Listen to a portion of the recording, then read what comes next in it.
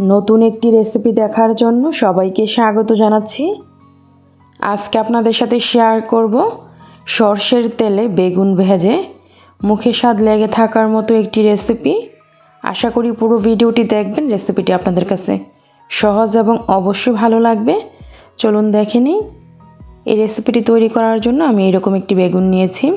বেগুনটাকে কিন্তু ভালো করে প্রথমে ধুয়ে নিয়েছি, তারপর টুকরোগুলো করে নিচ্ছি। এভাবে আমি বেগুনটাকে টুকরো করে নিয়েছি। আর এই বেগুনের টুকরোগুলো কিন্তু একদম মোটা কিংবা একবারে পাতলা করা যাবে না, ঠিক এইভাবেই করে নিতে হবে। এখন এই বেগুনের টুকরোগুলোকে একটা মিক্সিং বলে নিয়ে নিয়েছি। তারপর এখানে আমি সামান্য পরিমাণে লবণ, আধা চা চামচ হলুদ গুঁড়া দিয়ে বেগুনের টুকরোগুলোকে ভালো করে মাখিয়ে নিব।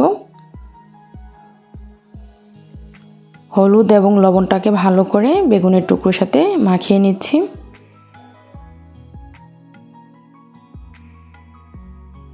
আমাদের এখানে বেগুনগুলো মাখানো হয়ে গিয়েছে, চলে যাচ্ছি ভাজার জন্য। চুলায় একটা প্যান বসিয়ে দিয়েছি। প্যান গরম হয়ে যাওয়ার পর 1.5 টেবিল চামচ দিয়ে দিলাম সরষের তেল। তেল গরম হয়ে যাওয়ার পর দিয়ে দিচ্ছি এখানে বেগুনগুলো। প্রথমে আমি 4 পিস দিয়ে দিচ্ছি, আর চুলার আঁচটা মিডিয়াম থেকে কম আঁচে রেখেছি। তারপর ঢাকনা দিয়ে ডেকে অপেক্ষা করছি মিনিট খানিক।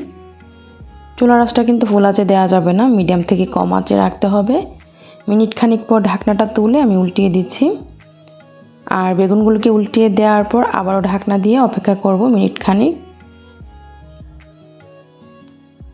চুলার আঁচটা কিন্তু আমি মিডিয়াম থেকে কম আঁচে রেখেছি। তো মিনিট খানিক পর ঢাকনাটা তুলে এখন আবারও উল্টিয়ে দিচ্ছি। এখন আর ঢাকনা দিব না, উল্টিয়ে দেওয়ার পর। আর এই বেগুনগুলো কিন্তু প্রায় সিদ্ধ হয়ে গিয়েছে। এখন খুব সুন্দর একটা কালার হয়ে যাওয়া পর্যন্ত ভেজে নিচ্ছি। এই পর্যায়ে চুলার আঁচটা মিডিয়াম আঁচে করে দিয়েছি, আর এভাবে উল্টিয়ে পাল্টিয়ে ব্রাউন কালার করে ভেজে নিয়েছি।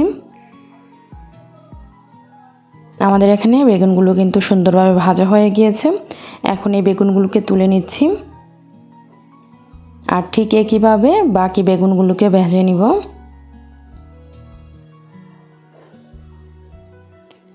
বেগুনগুলোকে আমি একটা প্লেটে তুলে নিয়েছি, আর এই প্লেটটাকে আমি এক সাইডে রেখে দিচ্ছি, বেগুনগুলো যেন ঠান্ডা হয়ে যায়।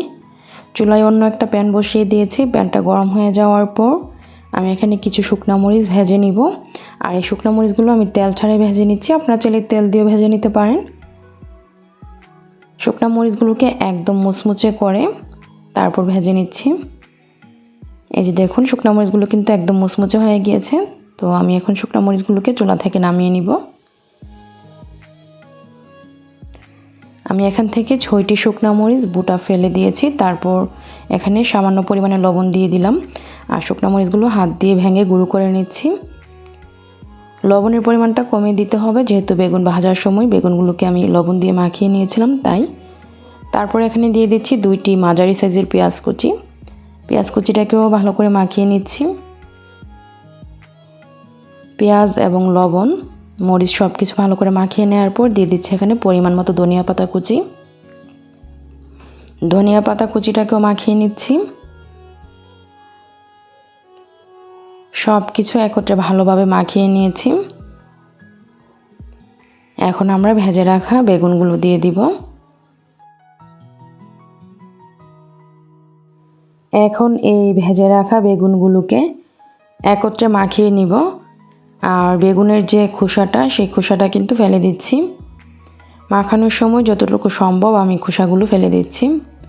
খোসাগুলো থাকলে কিন্তু ভর্তাটা খেতে ভালো লাগবে না, তাই এভাবে বেছে তারপর খোসাগুলো ফেলে দিতে হবে। আপনারা যারা কাঁচা পেঁয়াজ খেতে পছন্দ করেন না, তারা কিন্তু সামান্য সরষের তেলে পেঁয়াজটাকে ভেজে নিতে পারেন। খোসাগুলো ফেলে দেওয়ার পর সব কিছু একত্রে ভালো করে মাখিয়ে নিয়েছি। এখন দিয়ে দিব এখানে সামান্য পরিমাণে টালা জিরা গুঁড়া, 1 চা চামচ কাঁচা সরষের তেল। টালা জিরা গুঁড়োটা দিলে খেতে কিন্তু বেগুন ভর্তাটা অসাধারণ লাগে, তবে যারা পছন্দ করেন না তারা বাদ দিতে পারেন। তো আমাদের এখানে সব কিছু মাখানো হয়ে গিয়েছে, ভর্তাটা তৈরি। একটা প্লেটে নিয়ে নিচ্ছি। আর এই ভর্তাটা নিশ্চয়ই দেখেই বুঝতে পারছেন কতটা লোভনীয় লাগছে। গরম ভাতের সাথে এই ভর্তাটা খেতে কিন্তু অসম্ভব ভালো লাগে। অবশ্যই তৈরি করবেন, আর রেসিপিটি কেমন লেগেছে কমেন্টে জানাবেন। রেসিপিটি যদি ভালো লাগে লাইক শেয়ার দিতে ভুলবেন না।